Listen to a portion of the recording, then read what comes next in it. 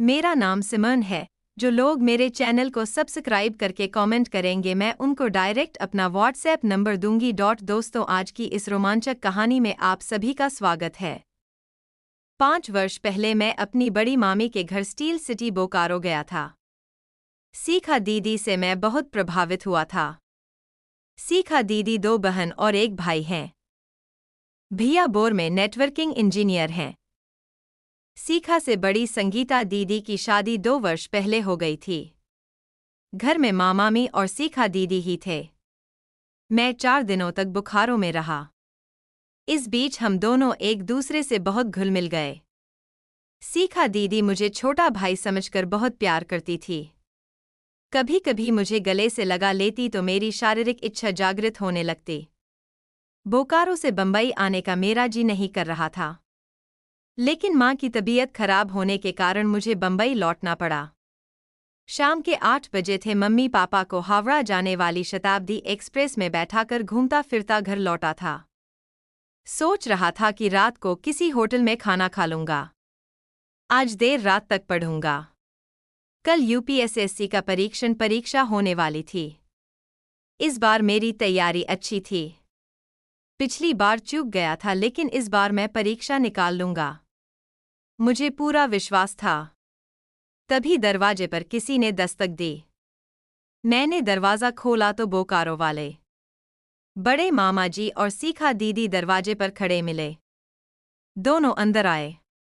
मामा जी सोफे पर बैठे बैठे एक सांस में पूरी बात बता दिए कि कल यूपीएसएससी की परीक्षा सीखा को देनी है। छुट्टी नहीं है, आज ही बोकारो लौटना है। सीखा का सेंटर मारवाड़ी कॉलेज में है, तुम परीक्षा दिलवा देना। तब मैंने मामा जी को बताया कि मेरा भी सेंटर वहीं है।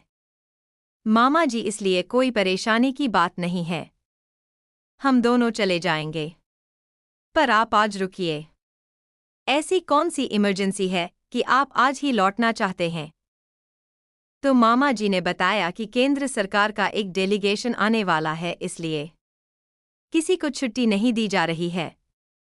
कल सुबह 8 बजे से ही ड्यूटी है। मामा जी ने पूछा कि पापा मम्मी दिखाई नहीं पड़ रहे हैं। तो मैंने उन्हें बताया कि बड़े भैया जो कोलकाता में रहते हैं उनकी तबीयत खराब है।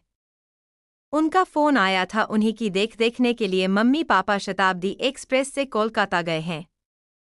मैं अभी तुरंत उनको बंबई स्टेशन पर छोड़कर आ रहा हूँ। सीखा दीदी चाय बनाने के लिए किचन में चली गई। हम लोगों ने एक साथ चाय पी। बोकारो जाने वाली ट्रेन शाम 8:15 पर थी। शाम को 5 बजे थे। मामा जी को बंबई रेलवे स्टेशन पहुंचने के लिए निकलना पड़ा। मैं सीखा दीदी से पूछा कि दीदी खाना बनाइएगा या होटल से लेते आए। दीदी ने कहा लेते आना, खाना बनाने का मन नहीं कर रहा है, आज गर्मी भी बहुत है। मेरा नाम राजन है, मैं 28 वर्ष का हूँ। बंबई के कांटा टोली मोहल्ले में रहता हूँ। पापा का बनवाया हुआ मकान है। मेरे बड़े भैया कोलकाता में एक बीमा कंपनी में कानूनी सलाहकार हैं। मैं पिछले 3 वर्षों से विभिन्न प्रतियोगिता परीक्षाओं की तैयारी करता आ रहा हूँ। पेपर लीक होने की वजह से अभी तक बेरोजगार हूँ, अन्यथा कहीं ना कहीं नियुक्ति हो ही गया होता। अगले वर्ष पापा सेवानिवृत्त हो जाएंगे। इस युग में सबसे ज्यादा देर दशा युवाओं की हो रही है। हम 2020 घंटे ध्यान लगाकर पढ़ते हैं, परीक्षा देते हैं, लेकिन परिणाम हाथ नहीं आता। कभी पेपर लीक हो जाता है तो कभी परीक्षा का परिणाम ही नहीं आता। नौकरी पेशा नहीं होने के कारण शादी भी नहीं हो रही है। सीखा दीदी हमसे 1 महीना बड़ी है। मामा जी शिखा दीदी की शादी के लिए पिछले 4 वर्ष से दौड़ धूप कर रहे हैं, मगर कहीं बात नहीं बन पा रही है। एक सही वक्त पर शादी भी होना जरूरी है। सीखा दीदी बहुत सुंदर और आकर्षक है। वह सुंदर नए नक्श और सुडौल शरीर की मल्लिका है। उनके दोनों यौवन एक साइज के गोलाकार में हैं, जो बहुत ही आकर्षित लगते हैं। मेरी उंगलियां उन पर टहलने के लिए ललायत रहती हैं। सीखा दीदी का रंग बिल्कुल दिए की लौ जैसा है। ऐसी बातें सोचता हुआ मैं घर आ गया। मैं होटल से खाना लेना भूल ही गया। जैसे ही मैं घर पहुंचा मुझे याद आया। फिर मैं तुरंत खाना लाने के लिए घर से निकलने लगा। तो दीदी पूछने लगे कि अब कहाँ जा रहे हो? मैंने कहा खाना लाने। तो दीदी ने कहा चावल बना लेते हैं, तुम मटन ले आओ। मटन की दुकान घर से थोड़ी ही दूरी पर थी। थोड़ी देर में मैं मटन ले आया। दीदी मटन पकाने में बिजी हो गई। लगभग शाम 8 बज चुके थे। मैं फ्रेश होकर पढ़ने बैठ गया, मगर पढ़ने में मन नहीं लग रहा था। 10 बजे दीदी खाने के लिए डाइनिंग टेबल पर बुलाई। खाना खाने के बाद दीदी किचन में बर्तन धोने चली गई और मैं अपने कमरे में आकर पढ़ने बैठ गया। कुछ विषय में मेरा पास डाउट है, जिसका निवारण कर लेना चाहता था। सीखा दीदी किचन से मेरे कमरे में आई और मेरे पलंग पर लेट गई, यह कहते हुए कि कल एग्जाम है, अब पढ़कर क्या होगा, जितना पढ़ना था पढ़ चुकी। दीदी ने कहा कि तुम सोना तो लाइट ऑफ कर देना। रात्रि का लगभग 1 फैन बज चुका था। दीदी गहरी नींद में सो रही थी। मुझे भी नींद आने लगी थी। मैं भी लाइट ऑफ करके सो गया। मेरी आँख सुबह 7 बजे खुली। तब तक दीदी नाश्ता बना चुकी थी। मैं उठा और वॉशरूम में फ्रेश होने चला गया। नाश्ता करने के बाद हम लोग एग्जाम सेंटर की ओर चल पड़े। 8 बजे से एंट्री थी। हम दोनों की सीट अलग अलग कमरे में थी। शाम 5 बजे परीक्षा खत्म हुई और हम लोग 5:30 बजे घर वापस पहुंच गए। घर पहुंचकर सबसे पहले उत्तर की जांच की तो पाया कि मैंने 90 प्रश्नों का सही जवाब दिया है और दीदी ने 35 नरिया अंदर का सही जवाब दी है। हम दोनों ने एक दूसरे को बधाई दी। दीदी किचन में गई और बढ़िया सी चाय बनाकर लाई। चाय पीते हुए मैंने कहा, दीदी आईएएस बनने के बाद भूल तो नहीं जाओगी? सीखा थोड़ा नाराज होते हुए बोली, यह तुम बार बार दीदी दीदी क्यों करते रहते हो? हम तुम्हारी दीदी तो हैं नहीं। हम तो तुमको अपना दोस्त मानते हैं। तुमसे इतनी बड़ी भी तो नहीं है कि हमेशा दीदी दीदी करते रहते हो। सही मायने में हम दीदी तब होते जब हम एक ही माँ बाप के बच्चे होते। हम रिश्ते के भाई बहन हैं। रिश्ते बदलते रहते हैं। पुराने रिश्ते 1-2 पीढ़ी तक ही चल पाते हैं और अपने आप खत्म हो जाते हैं। फिर नए रिश्ते शुरू हो जाते हैं। तुम्हारे दादाजी के मामी कौन थे? तुम जानते हो? नहीं जानते हो?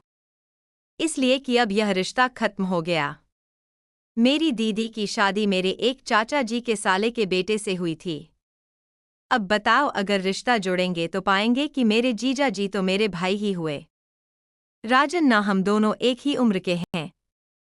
इसलिए मैं तुम्हें अपना दोस्त मानती हूँ। तुम मुझे मेरे नाम से पुकारो तो मुझे ज्यादा अच्छा लगेगा। मैं चुपचाप सीखा की बातें सुनता रहा। उसकी बातें तो 100% सही थी। हम लोग एक ही माँ बाप की पैदाइश तो नहीं है। पर सीखा यह सब क्यों बोली? मेरी समझ में कुछ नहीं आया। मैं समझने की कोशिश करने लगा। सीखा की बातों में एक निवेदन था एक दूसरे के करीब आने का। मेरे दिल में भी ऐसा निवेदन था पर बाहर निकल नहीं रहा था। नैतिकता की चादर से सीखा हमसे क्या चाहती है? शायद वही जो मैं भी चाहता हूँ। बात मेरी समझ में आ गई। दोस्त बनकर हो में समेट लिया और उसके चेहरे को चूमने लगा। धीरे धीरे हम दोनों के दिल की गर्मी बढ़ने लगी। परिवेश में मादकता घूमने लगी। वापस लौटना मुश्किल हो गया। जैसे तैसे बिना प्लानिंग के हम दोनों क्लोज हो गए। सच कहूं तो संतुष्टि नहीं मिली। बस एक स्तर तक पहुंच ही नहीं पाया। लेकिन हम दोनों एक नए रास्ते पर चल पड़े थे। रात अभी पूरी बाकी थी। सीखा अगली उम्मीद के साथ खाना बनाने के लिए किचन में चली गई। शाम 8 बजे से मेरा दोस्त सुनील आ गया, यह जानने के लिए कि मेरा यूपीएसएससी की परीक्षा कैसी हुई। थोड़ी ही देर में सुनील जाने के लिए उठा तो मैं भी उसके साथ बाहर निकल आया। मैं गुब्बारा खरीदना चाहता था, लेकिन मेरी हिम्मत नहीं हो रही थी। बहुत साहस जुटाकर एक केमिस्ट की दुकान पर गया। गुब्बारे खरीदे और गुब्बारे के साथ जब मैं घर में दाखिल हुआ तो सीखा मेरा इंतजार कर रही थी। जब सीखा को गुब्बारे का डब्बा दिखाया तो वह जोर से हंसते हुए बोली, यार अब तुम समझदार हो गए हो। खाना खाते पीते 11 बज गए। सीखा बर्तन धोने किचन में चली गई। मैं टीवी देखने लगा, मगर मेरा ध्यान तो कहीं और ही था। किचन से निकलकर सीखा भी टीवी देखने बैठ गई।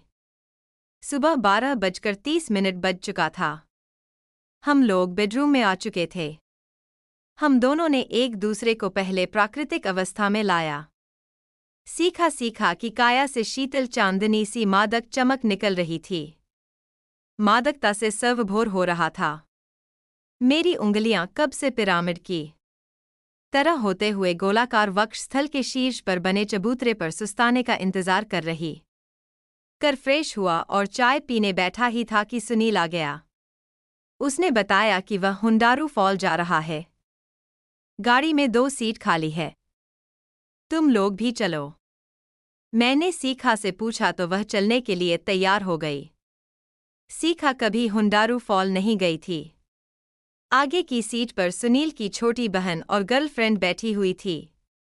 मेरे सामने धर्म संकट पैदा हो गया। मैं सीखा को दीदी बोल नहीं सकता था और गर्लफ्रेंड बता नहीं सकता था।